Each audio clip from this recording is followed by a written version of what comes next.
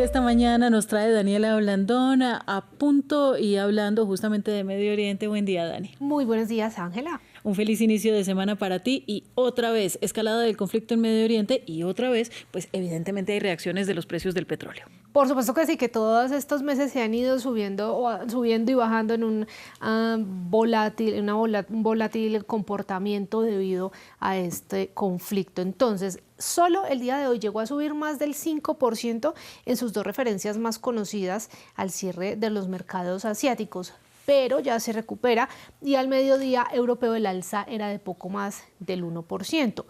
¿Por qué? Porque tras los ataques de ida y vuelta del fin de semana que tenían muy nerviosos a los inversionistas entre Irán e Israel, el ejército iraní anuncia entonces este lunes una especie de tregua y esto hace que los precios se estabilicen. El domingo, la OPEP+, que es el club de exportadores y sus aliados liderados por Rusia y que ostenta además alrededor del 40% de la oferta mundial de crudo, también decidió su cuarto aumento en el objetivo de producción de petróleo en 4 meses.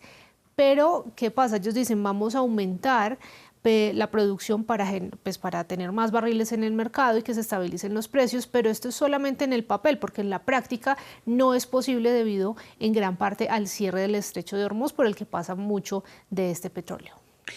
Dani, ¿cómo se han comportado los precios a lo largo de la guerra? Vale la pena hacer como este recorderis para la audiencia. Sí, siempre tratamos de hacerlo para que vean cuál ha sido el efecto en estos meses. Y se hace un recuento desde comienzos de marzo, finales de febrero, comienzos de marzo, que es cuando estalla este conflicto. El Brent ha subido más del 30% y en abril llegó a tocar un máximo de $126 por barril, como lo vemos en el gráfico, mientras que en el WTI se ha visto un repunte del 40% en plata blanca. Antes del estallido del conflicto estábamos hablando de un WTI del Golfo de México y un Brent europeo que operaban sobre los $75 por barril. Hoy están por encima de los 90 con las consecuencias que ya conocemos. Sube el petróleo, sube la inflación, suben muchos bienes de consumo que están relacionados directamente con cómo se comportan los precios, ¿no? Esto nos lleva a hablar evidentemente del estrecho de Hormuz, que sigue estando en el centro del conflicto. Ha estado desde el comienzo, porque en medio de estos nuevos ataques, ahora los inversionistas temen que el flujo a través del estrecho de Hormuz permanezca restringido por más tiempo. Recordemos que aproximadamente una quinta parte del suministro diario mundial de petróleo y de gas natural licuado transitaba por allí antes de que estallara este conflicto. La Unión Europea ya tomó cartas en el asunto, anunció sanciones contra 2 ciudadanos iraníes y contra una unidad del Cuerpo de la Guardia Revolucionaria Islámica por atentar contra la libertad de navegación en esta zona. Teherán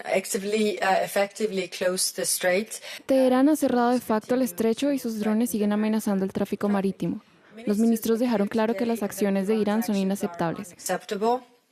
En respuesta, los Estados miembros de la Unión Europea aprobaron hoy en Bruselas sanciones contra las personas y entidades iraníes implicadas en la interrupción del tránsito por el estrecho de Hormuz. Esta es la primera vez que la Unión Europea aplica su nuevo régimen de sanciones a la libertad de navegación y, de ser necesario, lo volveremos a hacer. Bueno, y entre tanto, la pregunta es cobrar o no cobrar peajes. Eso es al menos lo que Irán está intentando decidir. Claro, pues pese a las amenazas del presidente de Estados Unidos, Donald Trump, frente a esta posibilidad, este lunes el embajador de Irán en Moscú declaró que las condiciones de operación en el estrecho le competen a Irán y a Omán, que son los operadores de esta vía fluvial, y el cobro de peaje sigue siendo una posibilidad.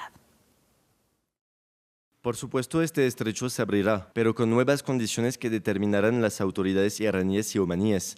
Entendemos que Irán y Omán prestan ciertos servicios relacionados con este estrecho y se cobrarán tasas por dichos servicios.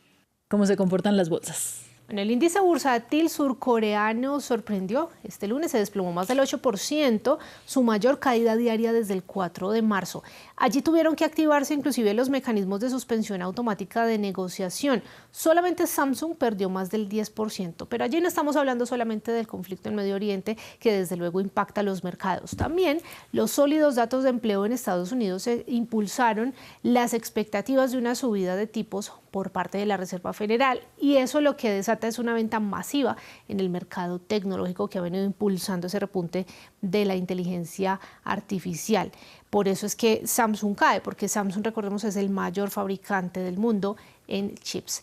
En Europa los mercados operan mixtos. Los nuevos ataques en Medio Oriente pues habían lastrado las bolsas al inicio de la jornada, como lo vimos también con el precio del petróleo, pero como Teherán anuncia este fin de su operación militar, se calmó rápidamente la preocupación de los inversionistas y ya están moderando esas pérdidas iniciales. Muy bien, y ahora, ¿qué cifra me traes hoy? Bueno, vamos a descansar entonces de Medio Oriente y vamos con una cifra que son 37.000 pares de zapatillas deportivas falsificadas procedentes de China por valor de 2 millones de euros. Las están viendo en imágenes como las destruyeron agentes de aduanas francesas. Lo llamativo de todo este asunto, bueno, más allá de que son 37.000 pares de zapatos, es que estos zapatos fueron incautados en 2011 y duraron 15 años en un largo proceso legal. Es un caso excepcional según la agencia aduanera, que terminó con grandes multas, inclusive prisión por lavado de activos para los dueños del importador local francés. Y esta incautación fue hace tantos años que pueden observarse esas imágenes, los zapatos de tela que para esa época estaban de moda, ahora de pronto no están tan de moda. No, pero no sé qué decirte, el desperdicio, el contrabando, la contaminación, el proceso legal. Todo, sí. No sabe uno qué opinar sobre este tema, ¿no? Gran cifra en todo caso. Muchísimas gracias, Dani. Acá nos vemos después con más noticias. Así llega el momento de hacer una pausa, pero ya regreso con ustedes.